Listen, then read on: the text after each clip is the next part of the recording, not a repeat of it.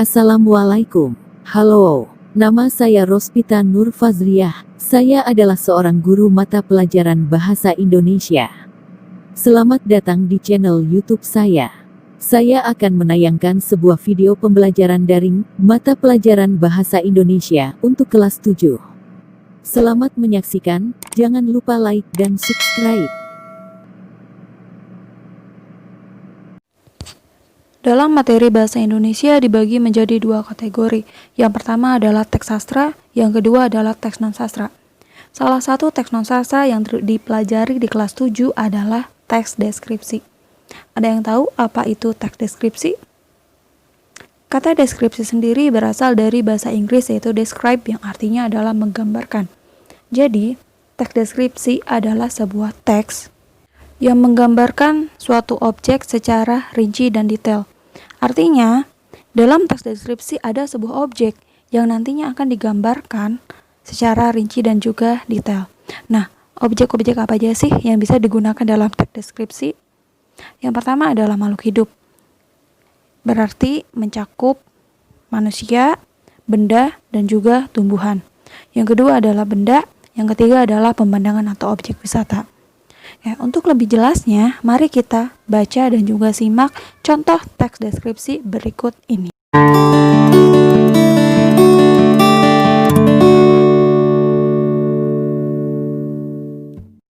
Salah satu andalan wisata kota Yogyakarta adalah Pantai Parangtritis.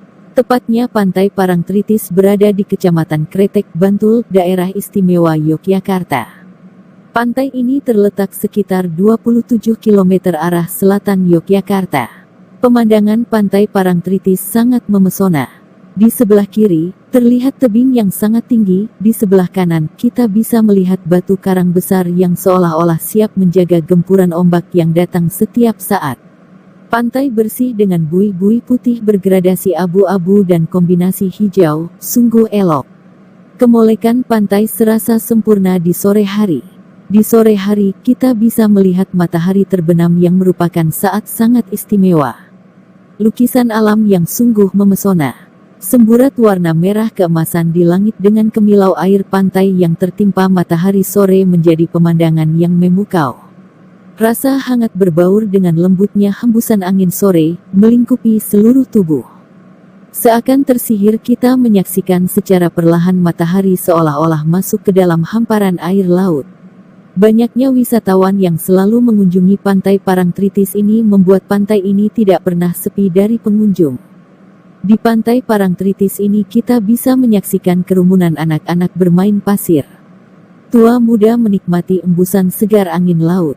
Kita juga bisa naik kuda ataupun angkutan sejenis andong yang bisa membawa kita ke area karang laut yang sungguh sangat indah.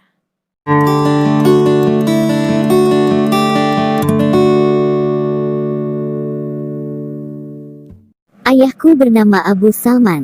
Ayah berpostur sedang, berumur sekitar 54 tahun. Rambutnya putih beruban. Di dagunya terdapat bekas cukur jenggot putih. Kulit ayahku kuning langsat. Wajah ayah tipikal Batak dengan rahang yang kuat dan hidung mancung tapi agak besar. Matanya hitam tajam dengan alis tebal. Sepintas ayahku seperti orang India. Meskipun kelihatannya mengerikan, ayahku orang yang sabar. Wajahnya teduh dan selalu tersenyum menghadapi masalah apapun. Ya, ayahku adalah orang yang paling sabar yang pernah aku kenal. Tidak pernah terlihat marah-marah atau membentak. Beliau selalu menunjukkan perasaannya lewat gerakan bermakna di wajahnya. Jika melihat anaknya membandel, ayah hanya menggeleng sambil berkata lirih untuk membujuknya. Tidak seperti orang Batak yang logatnya agak keras, ayahku sangat pendiam. Beliau yang irit kata, lebih suka memberi contoh langsung kepada anaknya tanpa perlu menggurui. Bagai air yang mengalir tenang tetapi sangat dalam. Beliau adalah teladan bagi anak-anaknya. Setelah kalian membaca teks deskripsi tersebut, mari kita mengidentifikasi ciri objek, tujuan, dan isi dari teks deskripsinya. Objek teks deskripsi bersifat khusus dengan ciri tertentu yang berbeda dengan umumnya. Sedangkan tujuan teks deskripsi itu untuk menggambarkan objek dengan cara memerinci objek atau melukiskan kondisi objek dari sudut pandang penulis. Pertanyaan pertama, Apa objek yang dideskripsikan pada teks 1 dan juga teks 2?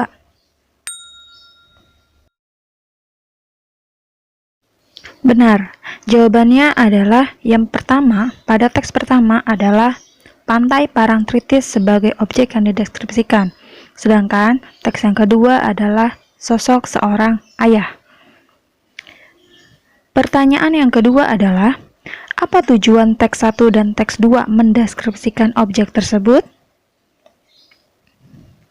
Jawabannya adalah, teks yang pertama tujuannya adalah untuk menggambarkan keindahan Pantai Parangtritis.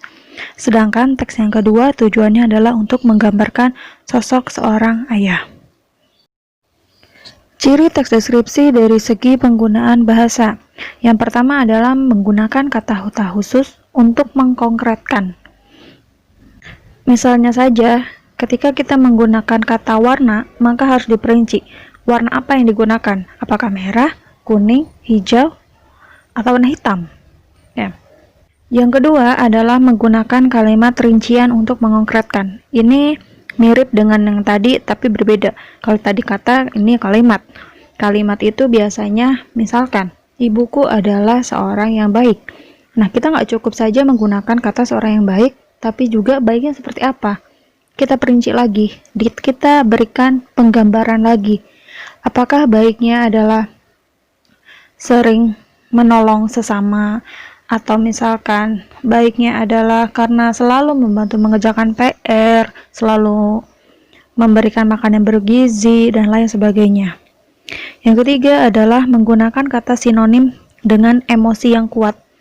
Emosi kuat ini contohnya adalah pada kata indah diungkapkan dengan sinonim elok, permai, molek, mengagumkan. Jadi indah itu masih kata umum, sedangkan mengagumkan itu adalah kata khusus. Selanjutnya menggunakan majas untuk melukiskan secara konkret. Ini majas juga biasanya diberlakukan untuk teks deskripsi, bukan hanya pada puisi. Contohnya adalah angin pantai seolah membelai wajahku.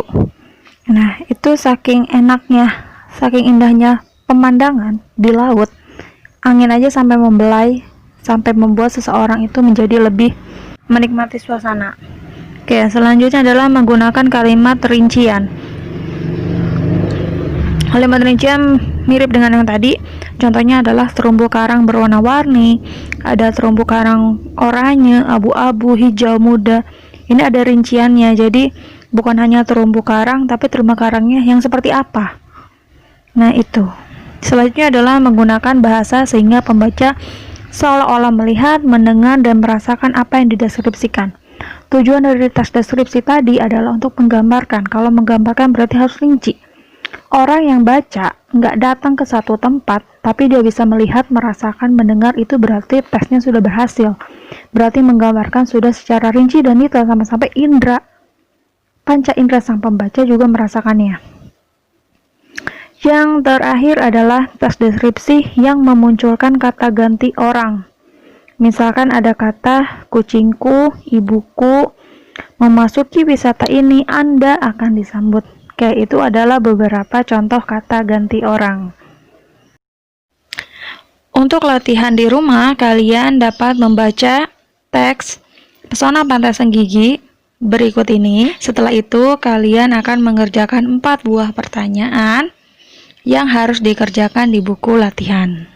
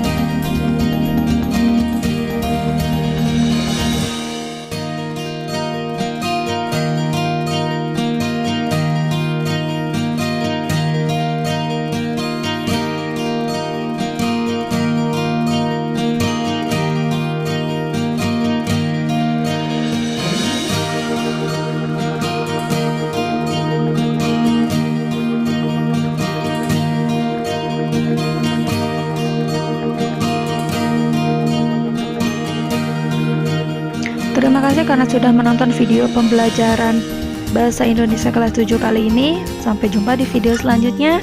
Jangan lupa like, comment, share, and subscribe. Terima kasih.